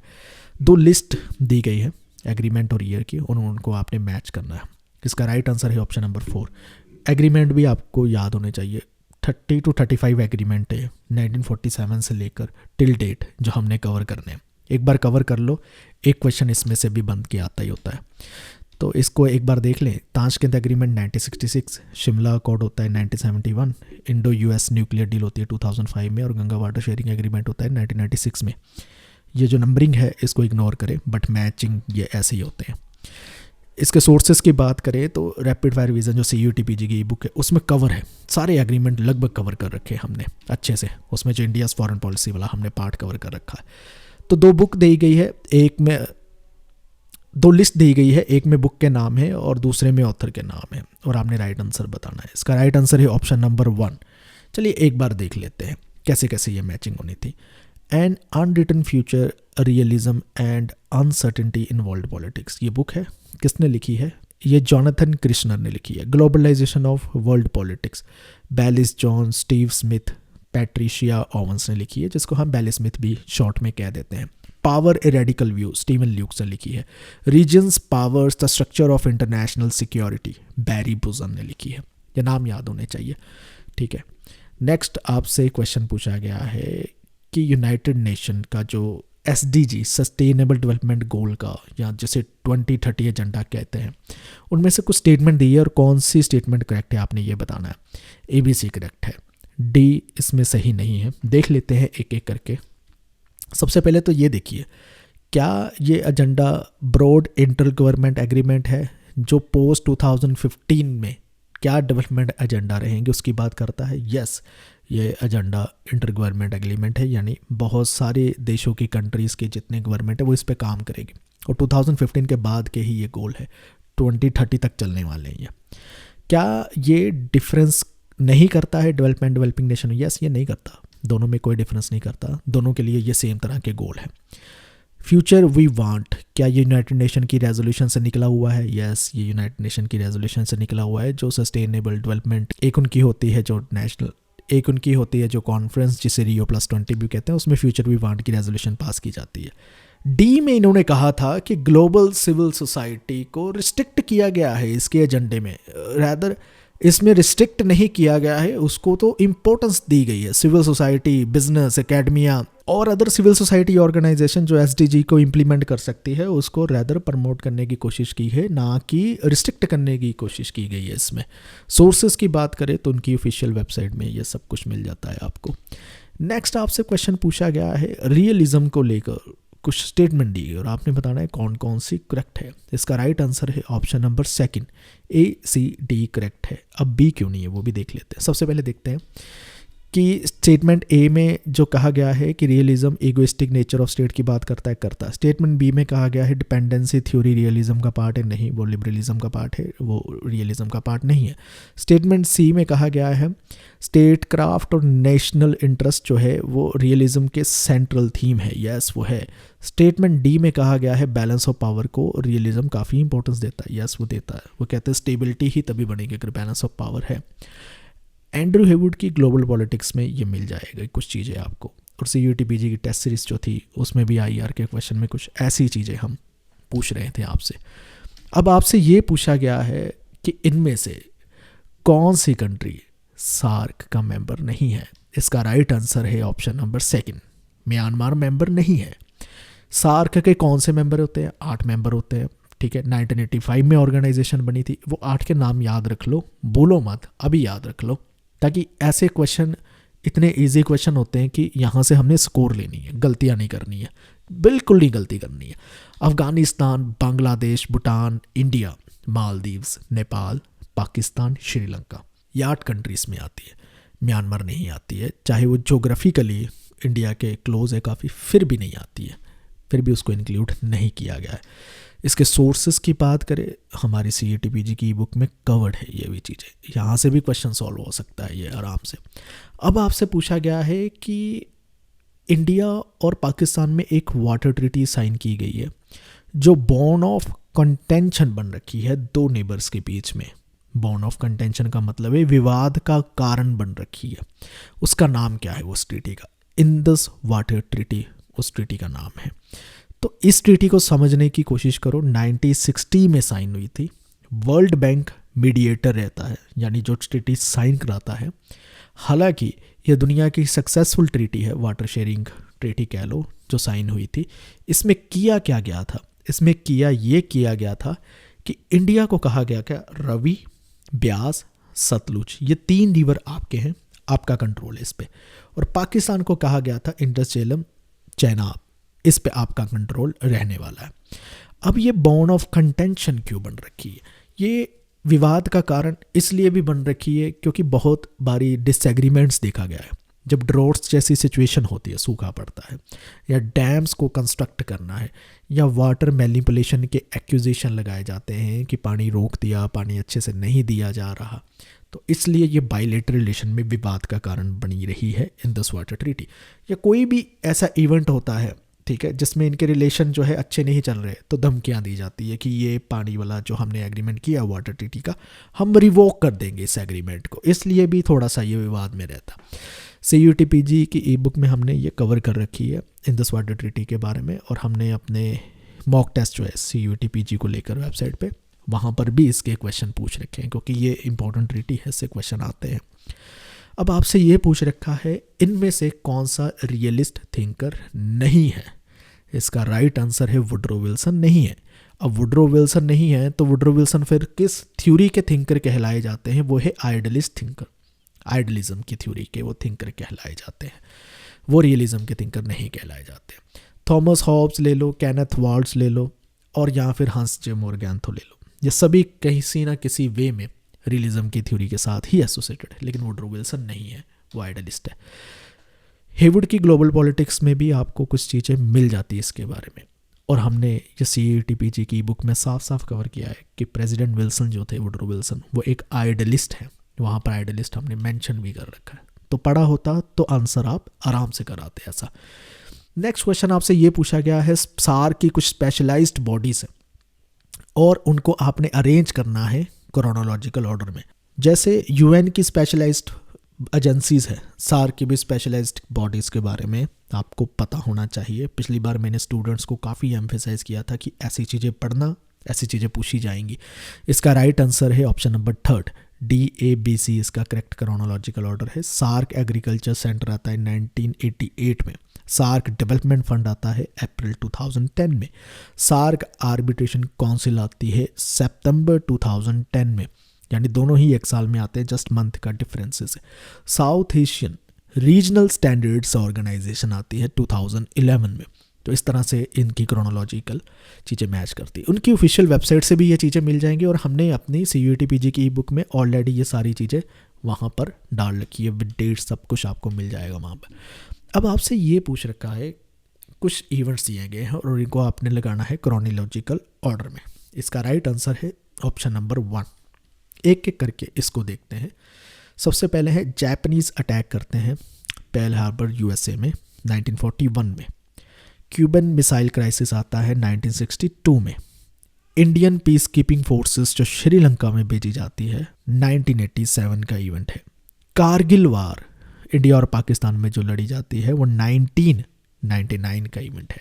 तो इस तरह से इसके बनते थे। ग्लोबल पॉलिटिक्स में भी आपको मिल जाते हैं, हेवुड की बुक में भी कुछ चीज़ें, और हमारे एजुसीकर की CET-PG की एक बुक में भी ऐसी चीज़ें कवर्ड है। अब सॉल्व करते हैं इंडियन गवर्नमेंट एंड पॉलिटिक्स के क्वेश्चन को। इसमें जो पहले क्वेश्चन आपसे पूछ रखा है वो ये है कि सुप्रीम कोर्ट में एक रिट इशू की जाती है जब किसी पर्सन की इलीगल डिटेंशन हो, किसी ने इलीगल डिटेन कर रखा हो। कौन सी रिट इशू की जाती है? इसका राइट आंसर है हबियस कॉर्पस इशू किया जाता है तब। हबियस कॉर्पस इलीगल डिटेंशन में की जाती है। हबियस जो वर्ड है लैटिन में, इसका मतलब ये होता है to have the body of, कि अगर किसी को इलीगल डिटेन किया जाता है उसको रिलीज़ करने के लिए ये रिट इशू की जाती है। मेंटेनेंस तब की जाती है अगर कोई पब्लिक ऑफिशियल अपनी ड्यूटीज़ परफॉर्म नहीं कर रहा। क्यूवरेंटो तब की जाती है इशू अगर किसी ने पब्लिक ऑफिस को इलीगल वे में हैंडल कर रखा है, या कह लो कि वो पर्सन क्वालिफाइड पर्सन नहीं है उस ऑफिस में बैठने के लिए। सर्जरी की जाती है जब लोअर कोर्ट से हायर कोर्ट में कोई केस ट्रांसफ़र किया जाता है। तो ये बेसिकली रिट्स की जानकारी आपको होनी चाहिए। लक्ष्मीकांत की बुक में सब कवर है, और हमने अपनी एजो सीकर की बुक में भी जो CUTPG की है उसमें कवर कर रखी है कि कौन कौन सी रिट्स है, क्या करना है। शॉर्ट में सारी चीज़ें कवर्ड है। ओके, कुछ आपको प्रेसिडेंट के नाम दिए गए हैं, उनको आपने क्रोनोलॉजिकल ऑर्डर में लगाना है, टेन्योर के अकॉर्डिंग। जो पहले आए पहले लगाना, जो बाद में आए। इसका second answer is the right answer. एक बार इसको देख लेते हैं हम कैसे आना है। डॉक्टर जाकिर हुसैन 67 से 69 रहते हैं। नीलम संजीवा रेड्डी 77 से 82 तक रहते हैं। APJ अब्दुल कलाम 2002 से 2007 रहते हैं। प्रणब मुखर्जी 2012 से लेकर 2017 तक रहते हैं। इनका ऑर्डर इस तरह से था। इसके सोर्सेज की बात करें, ये आपको टेबल मिल जाता है लक्ष्मीकांत की इंडियन पॉलिटी की बुक में, जहाँ से आप ये याद कर सकते हैं। इससे भी क्वेश्चन बना ही देते हैं और पूछ लेते हैं आपसे। क्रोनोलॉजिकली आपको कुछ ये कॉन्स्टिट्यूशन की प्रोविज़न दे रखी है। बेसिकली ये फंडामेंटल राइट्स ही है, इनको आपने क्रोनोलॉजिकल ऑर्डर में लगाना है। क्रोनोलॉजिकल मतलब ऑर्डर में लगाना है, कौन सा पहले आता है कौन सा बाद में आता है। इसका राइट आंसर है ऑप्शन नंबर सेकंड। एक एक करके सब हम देख लेते हैं। सबसे पहले आता है इक्वालिटी ऑफ अपॉर्चुनिटी, आर्टिकल 16 में कवर्ड है। फिर आता है freedom of speech and expression, जो आर्टिकल 19 क्लॉज नंबर 1A में कवर है। Protection of life and personal liberty, article 21। Protection against arbitrary arrest, ये आर्टिकल 22 में आता। इस तरह से इसका फिर ऑर्डर चलता है। रैपिड फायर रिवीजन जो ई बुक है हमारी CUTPG की, उसमें हमने ये फंडामेंटल राइट ब्रीफली एक पेज में कवर कर रखे हैं। सिर्फ इतना ही पढ़कर आप जो है क्वेश्चन सॉल्व कर लेंगे। और CUTPG जो हमारी टेस्ट सीरीज़ है उसमें भी ऐसे क्वेश्चन पूछे जाते हैं। नेक्स्ट आपसे पूछा गया है, इनमें से कौन सी कमेटी पंचायती राज सिस्टम को रिकमेंड करती है। इसका राइट आंसर है बलवंत राय कमेटी। हालांकि LM सिंघवी की कमेटी भी रिकमेंड करती है, बट जब बात आती है कौन सी कमेटी पहले करती है तो वो बलवंत राय कमेटी आती है, तो पहले वाले को ज़्यादा प्रेफर किया जाएगा। तो यहाँ पर बलवंत राय मेहता कमेटी जो है 1986 में बनाई जाती है, और ये रिकमेंड करती है कि इंडिया में पंचायती राज सिस्टम होना चाहिए रूरल डेवलपमेंट के लिए, लोकल गवर्नेंस को और अच्छा बनाने के लिए। तो 3 लेवल पर बात करती है। ये सारी चीज़ें आपको पता होना चाहिए। तो ये लक्ष्मीकांत में मिल जाती है इन्फॉर्मेशन, हमारी एक बुक में से भी आपको ये इन्फॉर्मेशन मिल जाती है इस कमेटी के बारे में। नेक्स्ट क्वेश्चन आपसे पूछ रखा है, कुछ स्टेटमेंट दे रखी है और आपने बताना इनमें से कौन कौन सी स्टेटमेंट जो है करेक्ट है। इसका राइट आंसर है option number second, ACD correct है। एक बार देख लेते हैं कि कैसे कैसे। प्रेसिडेंट वापस नहीं भेज सकते कॉन्स्टिट्यूशनल अमेंडमेंट बिल को पार्लियामेंट में, ये राइट आंसर है, ये ट्रू है। जुडिशरी के पास पावर है कॉन्स्टिट्यूशन को इमेंड करने के लिए, गलत है, वो सिर्फ पार्लियामेंट के पास है। नेक्स्ट स्टेटमेंट में कह रखा है कि जो स्टेट लेजिस्लेचर होते हैं वो अमेंडमेंट के बिल को सब इनिशिएट नहीं कर सकते अपनी तरफ से, कैन नॉट इनिशिएट। तो ये स्टेटमेंट इसलिए अपने आप में ठीक है। पार्लियामेंट बेसिक स्ट्रक्चर को नहीं अमेंड कर सकती कॉन्स्टिट्यूशन के, ये भी अपने आप में ट्रू है। इस तरह से ACD जो है ट्रू हो जाते हैं, सिर्फ B फॉल्स था। लक्ष्मीकांत की इंडियन पॉलिटी में बहुत सारी ये चीज़ें मिल जाती है आपको। और नेक्स्ट क्वेश्चन की ओर बढ़ते हैं। नेक्स्ट क्वेश्चन में आपसे पूछ रखा है ये कौन कौन सी स्टेटमेंट इनमें से सही नहीं है, नॉट करेक्ट, या ध्यान से पढ़ लीजिए, उसके अकॉर्डिंगली आपने आंसर देना था। इसका राइट आंसर बनता है ऑप्शन नंबर 1, ACD स्टेटमेंट जो है नॉट करेक्ट है। एक बार इसको देख लेते हैं। First pass the post system जो है इंडिया के सभी इलेक्शन में फॉलो किया जाता है, ये गलत है। क्योंकि इंडिया के अभी भी इलेक्शन होते हैं, जैसे राज्यसभा के हो गए, प्रेसिडेंट के होंगे, वहाँ पर first pass the post system नहीं फॉलो किया जाता है, वहाँ पर प्रोपोर्शनल रिप्रेजेंटेशन किया जाता है। B में कह रखा है कि election commission of India does not supervise panchayat और म्यूनिसिपल इलेक्शन, ये करेक्ट है। म्यूनिसिपल इलेक्शन और पंचायत के इलेक्शन को स्टेट इलेक्शन कमीशन देखता है, इलेक्शन कमीशन ऑफ इंडिया नहीं देखता है। C स्टेटमेंट में आपको कह रखा था कि president of India can not remove the election commissioner, गलत है, वो रिमूव कर सकते हैं on the recommendation of both the house of parliament. D में कह रखा है कि इलेक्शन कमिश्नर के अलावा भी दूसरे इलेक्शन कमीशन होना मैंडेटरी है, एक से ज़्यादा, ये करेक्ट नहीं है, ये मैंडेटरी नहीं है, एक भी हो सकता है, एक से भी इलेक्शन कमीशन जो है ऑफिस जो है कंटिन्यू किया जा सकता है। सोर्सेज की बात करें तो लक्ष्मीकांत की इंडियन पॉलिटी में भी आपको मिल जाती है ये चीज़, और हमारी CUTPG की टेस्ट सीरीज में भी कुछ इस तरह के क्वेश्चंस कवर है। नेक्स्ट आपसे ये पूछा गया है काउंसिल ऑफ स्टेट को लेकर इनमें से कौन सी स्टेटमेंट करेक्ट है। उसके अकॉर्डिंगली आपने आंसर बताना है। इसका जो राइट आंसर है वो है ऑप्शन नंबर सेकंड, ए और डी स्टेटमेंट करेक्ट है, लेकिन बाकी नहीं। देख लेते हैं कैसे।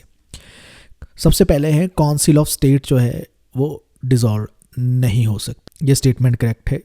लोकसभा डिसॉल्व हो सकती है लेकिन काउंसिल ऑफ स्टेट यानी राज्यसभा परमानेंट बॉडी है, उसको डिसॉल्व नहीं किया जा सकता। बी में क्या रखा है, 1/4 of member of council of state जो है वो रिटायर होते हैं हर दूसरे साल, ये गलत है, वो 1/4 नहीं है, वो 1/3 होना चाहिए। सी में क्या रखा है कि काउंसिल ऑफ स्टेट ने प्रोपोर्शनल रिप्रेजेंटेशन जो इलेक्शन कराने का एक सिस्टम होता है उसको अबंडन कर रखा है, नहीं, उसको अबंडन नहीं कर रखा है। आज भी इस सिस्टम से ही राज्यसभा में इलेक्शन होती है, proportional representation bye means of single transferable vote जिसे हम कहते हैं। फिर इन्होंने क्या रखा है, order of retirement of the member is governed bye, मतलब एक एक्ट है काउंसिल ऑफ स्टेट ऑर्डर 1952, इस ऑर्डर के चलते हुए ही उनकी रिटायरमेंट को देखा जाता है। ये सही है, ये 1952 के इस ऑर्डर के तहत ही सारी चीज़ें मैनेज की जाती है वहाँ पर। तो इस हिसाब से करेक्ट आंसर जो है वो ए और डी बन जाते हैं। चलिए इसके सोर्स की बात करें, लक्ष्मीकांत की इंडियन पॉलिटी में भी आपको मिल जाता और हमारी CUTPG की बुक में भी आपको ये चीज़ें मिल जाती। अब बात करते हैं नेक्स्ट क्वेश्चन की। इसमें आपसे ये पूछ रखा है कितने मेंबर नॉमिनेट करते हैं प्रेसिडेंट ऑफ इंडिया राज्यसभा के। इसका राइट आंसर है 12, वो 12 मेंबर नॉमिनेट करते हैं। इजी क्वेश्चन था, आपको याद होना चाहिए, ऐसी चीज़ें पूछ ही लेते होते हैं। तो इसके सोर्स की बात करें, हमारी ई बुक में भी ये कवर है, लक्ष्मीकांत की इंडियन पॉलिटी में भी ये कवर्ड है। नेक्स्ट क्वेश्चन आपसे पूछा गया है, वन पार्टी डोमिनेंट सिस्टम जो है वो किसके टाइम पर था, तब कौन पीएम थे। इसका राइट आंसर है जवाहरलाल नेहरू। तो जब जवाहरलाल नेहरू पीएम थे तब वन पार्टी डोमिनेंट सिस्टम पाया जाता है। वन पार्टी डोमिनेंट सिस्टम का मतलब एक पॉलिटिकल पार्टी ऐसी है जो बार बार इलेक्शन जीतती आ रही है और उसकी ऑपोजिशन इतनी इफेक्टिव नहीं है कि वो ऑपोजिशन जीत सके, तो इसलिए उसे वन पार्टी डोमिनेटेड सिस्टम कहा जाता है और ये जवाहरलाल नेहरू के टाइम पर हमें देखने को मिलता है। नेक्स्ट क्वेश्चन की बात करें तो प्रेसिडेंट लोकसभा को डिसॉल्व कर सकते हैं किसकी रिकमेंडेशन पर, ये आपको ऑप्शंस में दे रखी है और आपने बताना था। इसका राइट आंसर है on the recommendation of council of minister. तो जब काउंसिल ऑफ मिनिस्टर रिकमेंड करेंगे तभी कर सकते हैं, chief justice of India Rajya Sabha से नहीं कर सकते हैं, ठीक है, और ना ही लोकसभा की रिकमेंडेशन, सिर्फ काउंसिल ऑफ मिनिस्टर। यानी काउंसिल ऑफ मिनिस्टर कहने का मतलब है जब प्राइम मिनिस्टर एडवाइस करता है। तो यहाँ पर हमने अपनी बुक में ये भी पार्ट कवर कर रखा है। एक कॉमन फैक्ट्स है इंडियन पॉलिटी के, ये कॉमन फैक्ट्स है, इसको याद करना पड़ेगा, इसको समझना पड़ेगा, तभी आप सोल्व कर पाओगे। कॉन्स्टिट्यूशन ऑफ लोकल बॉडी अम्बर्ड्समैन ये किसने रिकमेंड की थी, कौन सी बॉडी ने रिकमेंड किया था। इसका राइट आंसर है सेकंड एडमिनिस्ट्रेटिव रिफॉर्म कमीशन ने अपनी रिपोर्ट में ये रिकमेंड किया था कि एक लोकल बॉडी अम्बर्ड्समैन होना चाहिए, ठीक है, ताकि लोकल गवर्नमेंट बॉडीज़ और जो उसके ऑफिशियल है उसके अगेंस्ट कंप्लीट करने के लिए होना चाहिए। नीति आयोग ने नहीं कहा था। तो ये सेकंड एडमिनिस्ट्रेटिव रिफॉर्म कमीशन जो कब ऑर्गेनाइज होता है 2005 में होता है, इसको कौन चेयरमैन करता है, वीरप्पा मोइली करते हैं। तो इनके बारे में पता आपको होना चाहिए। ये देख सकते हैं इनकी 6th रिपोर्ट में ये चीज़ें मेंशन है कि लोकल बॉडी अमेंडमेंट होना चाहिए। लेकिन लोकपाल और लोकायुक्त जो है वो फर्स्ट ARC ने रिकमेंड किया था, याद रखना। Article 21 of the Indian constitution में इनमें से कौन सा राइट कवर्ड नहीं है। इसका राइट आंसर है option number 4, right to active euthanasia covered नहीं है। बाकी केस में कवर है, राइट टू लाइवलीहुड कवर्ड है, right against solitary confinement covered है। सुप्रीम कोर्ट इंटरप्रिटेट करते रहते हैं इस आर्टिकल को, तो नए नए राइट्स इसमें कवर होते रहते हैं। Right to freedom from noise pollution covered है, लेकिन एक्टिव यूथनेशिया को लेकर नहीं है, क्योंकि यूथनेशिया पर डिबेट चलती रहती है। पैसिव यूथनेशिया पर सुप्रीम कोर्ट ने अपनी ओपिनियन बनाई है, यस वो अलाउ किया जा सकता है। लेकिन एक्टिव यूथनेशिया जिसमें आप इंजेक्शन देकर या दवाई देकर किसी को ख़त्म कर रहे हैं, वो अभी भी ज़्यादा डिबेटेबल टॉपिक बनकर रखा हुआ। लेकिन आप कह सकते हो कि अभी भी यूथनेशिया का चाहे राइट्स पैसिव हो चाहे एक्टिव हो, ये मसला नहीं है, ये आर्टिकल 21 में अभी कवर्ड ही नहीं है, अभी ये चीज़ें डिबेटेबल है। तो आप देख सकते हैं इंडियन पॉलिटी में ये सभी राइट्स कवर्ड कर रखे हैं। चलिए नेक्स्ट आपसे पूछ रखा है, 2 लिस्ट को आपने मैच करना है, वन लीडर की है और दूसरी है उनका रोल क्या रहा है कॉन्स्टिट्यूशन मेकिंग में। तो इसका राइट आंसर है ऑप्शन नंबर 3। एक एक करके इसको भी हम कवर कर लेते हैं। Sarojini Naidu member of the constituent assembly है। डॉक्टर BR अम्बेडकर चेयरमैन रहे हैं ड्राफ्टिंग कमेटी के। राजेंद्र प्रसाद प्रेसिडेंट रहे हैं कॉन्स्टिट्यूएंट असेंबली के। और मोतीलाल नेहरू ने प्रिपेयर किया था कॉन्स्टिट्यूशन इंडिया का ड्राफ्ट 1928 में। इसके सोर्स की बात करें तो हमारी बुक से भी कुछ चीज़ें आपको मिल जाती CUTPG की, और लक्ष्मीकांत से भी आपको कुछ चीज़ें मिल जाती, तो कुछ ना कुछ कवर्ड हो जाता। अब आपसे ये पूछा गया है इंडिया को सॉफ्ट स्टेट किसने कहा है। इसका राइट आंसर है गुनार मित्तल ने कहा है। अब ये कौन है, इन्होंने क्या कहा, ये समझ लेते हैं। गुनार मित्तल की एक राइटिंग आती है Asian drama and inquiry into the poverty of nation. ये खुद इकोनॉमिस्ट है, स्वीडिश इकोनॉमिस्ट है, नोबेल लॉरिएट है। तो इनकी ऑब्जर्वेशन के अकॉर्डिंगली इंडिया जो है एक सॉफ्ट स्टेट है। क्यों? क्योंकि कहते हैं उसमें इनएफिशिएंसीज पाई जाती है, करप्शन पाई जाती है, स्टेट की एक लिमिटेशन है कि वो लॉ एंड पॉलिसी को ढंग से एनफोर्स नहीं कर पाती, इसलिए वो सॉफ्ट स्टेट कहलाती है कि वेस्टेड इंटरेस्टेड के अगेंस्ट खड़ा नहीं हो सकती, तो सॉफ्ट स्टेट है। तो आप देख सकते हैं ये उनकी बुक का नाम है, वहाँ पर ये चीज़ मेंशन है। अब हम सॉल्व करते हैं कंपैरेटिव गवर्नमेंट एंड पॉलिटिक्स के क्वेश्चन को। इसमें सबसे पहले जो आपसे क्वेश्चन पूछ रखा है वो ये है कि कमिंग टुगेदर फेडरेशन इनमें से किस कंट्री की एग्जाम्पल है। इसका राइट आंसर है ऑप्शन नंबर 3, स्विट्जरलैंड की एग्जाम्पल है। कमिंग टुगेदर फेडरेशन की एक फॉर्म है जिसमें दूसरी कंट्रीज या डिफरेंट नेशन मिलकर एक यूनियन बनाते हैं, एक कंट्री बनाते हैं। तो स्विट्जरलैंड में ऐसे ही स्टेट्स कैंटन्स जैसे कहते हैं डाइवर्स कल्चर और लैंग्वेज से बिलोंग करती थी और उन्होंने मिलकर स्विस कन्फेडरेशन बनाई। यूएसए और ऑस्ट्रेलिया भी कमिंग टुगेदर फेडरेशन की एक एग्जाम्पल है। वहीं दूसरी ओर स्पेन, बेल्जियम और नेपाल जो है वो होल्डिंग टुगेदर फेडरेशन की एग्जाम्पल है। होल्डिंग टुगेदर फेडरेशन का मतलब है एक बड़ी कंट्री थी और उसने अपनी पावर्स को डिसेंट्रलाइज करके डिवाइड किया, यानी स्टेट्स को भी कुछ पावर दे दी। वहाँ पर अब सेंट्रल और स्टेट गवर्नमेंट एग्जिस्ट करती है, इस तरह से चीज़ें चलती है। इंडिया कौन सी एग्जाम्पल में फिट होता है बताना आप कमेंट करके। इसके सोर्सेज की बात करें एनसीईआरटी की बुक में भी हमें ये चीज़ मिल जाती है। कंपैरेटिव गवर्नमेंट का नेक्स्ट क्वेश्चन ये है कि सरतोरी ने पार्टी सिस्टम की कुछ क्लासिफिकेशन की है, उनमें से कौन सी टाइप उन्होंने नहीं कही है। इसका राइट आंसर है ऑप्शन नंबर 3। एक एक करके ये भी समझना होगा उन्होंने कौन कौन सी दी है। पहले तो ये समझते हैं। सबसे पहले वो कहते हैं एक होता है प्री डोमिनेंट पार्टी सिस्टम, या जिसे वो कह लो सिंगल पार्टी सिस्टम कहते हैं, जिसमें एक पार्टी है बार बार जीतती है और ऑपोजिशन इतनी ज़्यादा उसमें स्ट्रांग नहीं होती, वीक होती है। फिर 2 पार्टी सिस्टम होता है, 2 पार्टीज होती है और उनमें पावर चेंज होती रहती है, जैसे यूएसए के केस में हम देखते हैं। फिर एक होता है लिमिटेड प्लूरलिज्म, इसका मतलब ये। फिर एक होता है लिमिटेड प्लूरलिज्म, इसका मतलब ये है यहाँ पर 2 डोमिनेंट पार्टी एग्जिस्ट करती हैं लेकिन वो अकेले पावर में नहीं आती, इसलिए उन्होंने कोलिशन गवर्नमेंट बनानी पड़ती है दूसरी और लाइक माइंडेड पार्टीज़ के साथ जुड़कर। एक्सट्रीम प्लूरलिज्म में वो एक सिस्टम है जहाँ पर कोई पार्टी डोमिनेट नहीं कर रही है, सब पार्टीज जो है पोलराइज हो रखी हैं। इसमें एंटी सिस्टम पार्टीज आ जाती है, कुछ बायलैटरल ऑपोजिशंस आ सकती है, सेंट्रीपिटल कॉम्पिटिशन्स आ सकते हैं। लेकिन बेसिकली कहने का मतलब है कि इनको इतना लो कंसेंसस मिलता है पब्लिक का कि ये लेजिटिमेट पार्टी सिस्टम भी नहीं कहलाया जाता वर्ल्ड पॉलिटिक्स में। तो इसके सोर्स की बात हम करते हैं, इग्नो के मटेरियल में ये आपको चीज़ें मिल जाती है। हमने अपनी ई बुक में भी इसको कवर कर रखा है, CUET-PG वाली में, और हमने टेस्ट सीरीज़ में भी ऐसे कुछ क्वेश्चन पूछ रखे हैं कि कौन कौन सी पार्टीज़ की वो बात करते हैं। नेक्स्ट क्वेश्चन आपसे ये पूछ रखा है कि लैटिन अमेरिका एक ऐसा रीजन है 19वीं सेंचुरी में जो इन स्टेटमेंट में से किसी के साथ मैच करता है। इसका राइट आंसर है highest level of regime instability देखने को मिलती है। क्यों मिलती है? कूदतात होता है, वहाँ पर सिविल वॉर्स होते हैं, इकोनॉमिक क्राइसिस देखने को मिलते हैं, पॉलिटिकल वायलेंस रहती है, तो उसकी वजह से इंस्टेबिलिटी बनी रहती है। कैम्ब्रिज से हमें ये डाटा मिलता भी उनकी वेबसाइट से। नेक्स्ट क्वेश्चन आपसे पूछा गया है इनमें से किसने पॉलिटिकल डेवलपमेंट और एडमिनिस्ट्रेटिव डेवलपमेंट दोनों को लिंक करके देखा है? मैक्स वेबर ने कहा था वो। इसका मतलब क्या है? मैक्स वेबर अपने seminal work economic and society में कहते हैं कि अगर किसी देश की डेवलपमेंट की बात करनी है, पॉलिटिकल डेवलपमेंट की, तो वो तभी होगी अगर वहाँ के एडमिनिस्ट्रेटिव अपरेटर्स यानी ब्यूरोक्रेसी ठीक तरह से काम कर रही है, गोल अचीव कर रही है, ऑर्डर मेंटेन कर रही है, तो यहाँ से ही उनकी पॉलिटिकल डेवलपमेंट होगी। इसलिए एडमिनिस्ट्रेटिव डेवलपमेंट पॉलिटिकल डेवलपमेंट के साथ लिंक्ड है। 2 लिस्ट दी गई है, इनको आपने मैच करना है। इसका राइट आंसर है ऑप्शन नंबर 2। चलिए देख लेते हैं एक एक करके। सबसे पहले आते हैं एलमंड एंड सिडनी वर्बा का वर्क द सिविक कल्चर, जिसका नाम है। फिर गैब्रियल आलमंड एंड पावल दोनों मिलकर लिखते हैं, उसका नाम है comparative politics and developmental approach, ये इनकी राइटिंग है। Andre Gunder Frank capitalism and under development in Latin America, popular work है इनका, डिपेंडेंसी थ्योरी में हम कवर करते हैं। Walter Rodney how Europe under develop Africa, ये भी उनका एक सेमिनल वर्क है और पॉपुलर वर्क है। इसके सोर्सेस की बात करें तो हमारी CUET-PG की बुक में भी कुछ राइटिंग्स आपको मिल जाती। नेक्स्ट क्वेश्चन की बात करते हैं। इनमें से कौन से पॉलिटिकल कल्चर की आलमंड बात नहीं करते हैं, वो बताना है। इसका राइट आंसर है ऑब्जेक्टिव पॉलिटिकल कल्चर की बात नहीं करते हैं।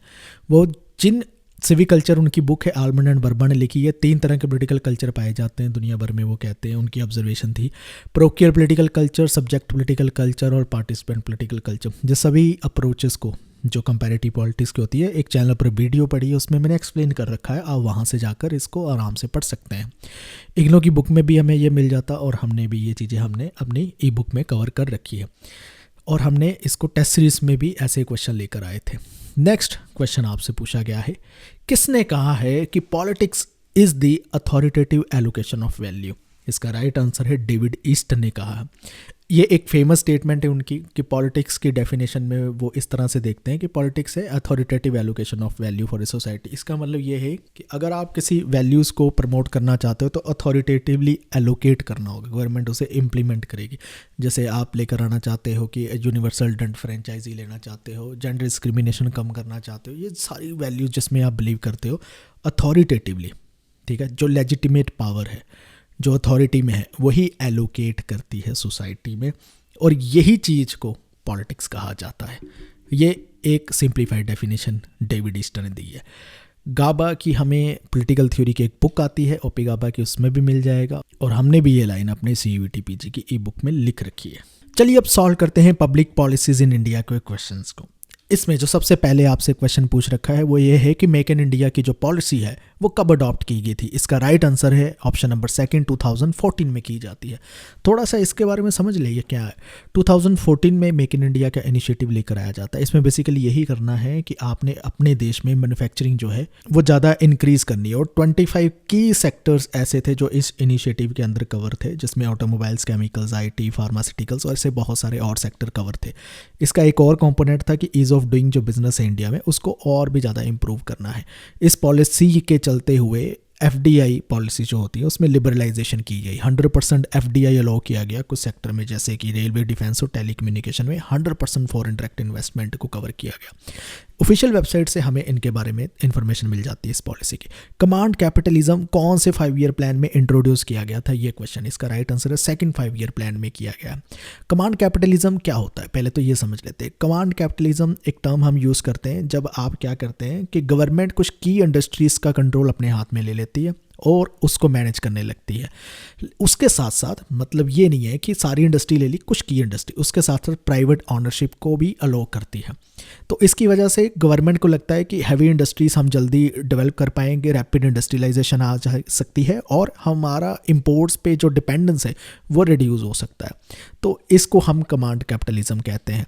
कमांड कैपिटलिज्म के सोर्स की बात करें तो ये एक तरह से आप कह सकते हो टर्म ऐसी नहीं है कि गवर्नमेंट ने रिकॉग्नाइज की हुई है, ये तो स्कॉलर्स ऐसे वर्ड यूज़ करते हैं। तो इसलिए ये इंटरप्रिटेशन पे डिपेंड करता है कि ये 2nd 5 ईयर प्लान में ऐसी कोई पॉलिसी कवर्ड है भी या नहीं। पहल स्कीम जो स्टार्ट की गई थी गवर्नमेंट ऑफ इंडिया, वो किसके साथ रिलेटेड है? पहल स्कीम यानी पहल योजना वो direct transfer of LPG subsidy के साथ रिलेटेड है। सबसे पहले इसको जब लॉन्च किया जाता है वो 1 जून 2013 में किया जाता है, 20 डिस्ट्रिक्ट में ही किया जाता है। फिर 2015 1 जनवरी में इसको क्या किया जाता है, नेशन वाइड रोल आउट कर दिया जाता है। पहल स्कीम में क्या होता था, LPG सिलेंडर जो आपको मिलते हैं उसमें जो भी सब्सिडी रहेगी वो डायरेक्ट आपके अकाउंट में आ जाएगी। पहले जो सब्सिडाइज LPG सिलेंडर मिलते थे उसकी डिस्ट्रीब्यूशन में किसी तरह की करप्शन और फ्रॉड्स पाए जाते थे। सोर्सेज की बात करें तो इनकी ऑफिशियल वेबसाइट से गवर्नमेंट की हमें इनकी इन्फॉर्मेशन मिल जाती है। बाउंडेड रैशनैलिटी का कंसेप्ट इनमें से किसने दिया है, ये क्वेश्चन आपसे पूछा गया है। इसका राइट आंसर है ऑप्शन नंबर 2, हर्बर्ट साइमन ने दिया है। तो पब्लिक पॉलिसीज इन इंडिया में पब्लिक एडमिनिस्ट्रेशन के क्वेश्चन कवर होते हैं, इसलिए हमने ई बुक में ये सेक्शन अलग से दे रखा है। बाउंडेड रैशनैलिटी क्या होता है? हर्बर्ट साइमन कहते हैं डिसीजन मेकिंग के प्रोसेस में बाउंडेड रैशनैलिटी पाई जाती है, यानी लिमिटेड रैशनैलिटी पाई जाती है। आप कभी भी कंप्लीट रैशनैलिटी अचीव नहीं कर सकते जब एडमिनिस्ट्रेटिव डिसीजन मेकिंग की बात आती है। तो हमने ई बुक में ये भी कंसेप्ट कवर कर रखा है और हमने क्विज ग्रुप में भी इसका क्वेश्चन आपसे पूछा था। नेक्स्ट क्वेश्चन आपसे 2 लिस्ट दी गई है, इनको आपने मैच करना है। एक में बुक है, एक में ऑथर है। इसका राइट आंसर है ऑप्शन नंबर 2। एक एक करके सभी बुक को हम देखते हैं। सबसे पहले आती है making democracy work, Robert Putnam की है। Towards a new public administration, Minnowbrook perspective, Frank Marini की है। Administration the art and science of organisation and management 1949 में आती है, ये एल्बर्ट लिपास्की की है। Public administration and public management 2005 में आती है, जॉन एरिक लेन की है। अब हम सॉल्व करते हैं general issues of contemporary relevance के क्वेश्चन, जो आज का आखिरी यूनिट है हमारा।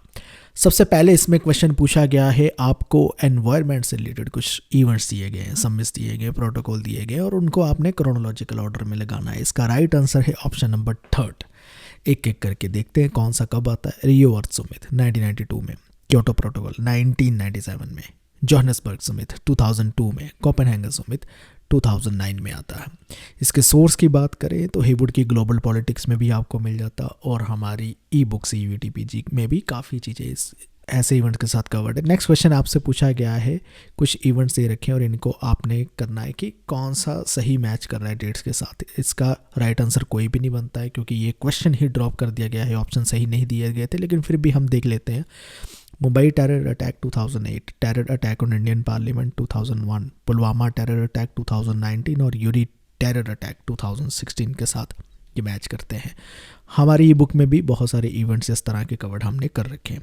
नेक्स्ट क्वेश्चन आपसे पूछ रखा है, ग्लोबल जस्टिस को लेकर जो थ्योरीज है उसकी कुछ स्टेटमेंट, और आपने बताना इनमें से कौन कौन सी राइट है। जिसका राइट आंसर है ऑप्शन नंबर 4। एक एक करके हम देख लेते हैं कहाँ पर गड़बड़ है। थॉमस पोक का the laws of the people work नहीं है, वो एक्चुअली किसका है, जॉन रॉल्स का है, इसलिए ये स्टेटमेंट अपने आप में इनकरेक्ट हो जाती है। जॉन रॉल्स ने इन हिज 8 प्रिंसिपल बात की है थ्योरी ऑफ जस्टिस की, ये करेक्ट हो जाती है, उन्होंने की है। रॉल्स डिस्टिंग्विश करते हैं डोमेस्टिक और ग्लोबल सोसाइटी में, वो करते हैं, वो बताते हैं जस्टिस डोमेस्टिक लेवल पर कैसे काम करती है, ग्लोबल लेवल पर कैसे काम करते हैं, इसलिए वो डिफ्रेंशिएट करते हैं इसमें।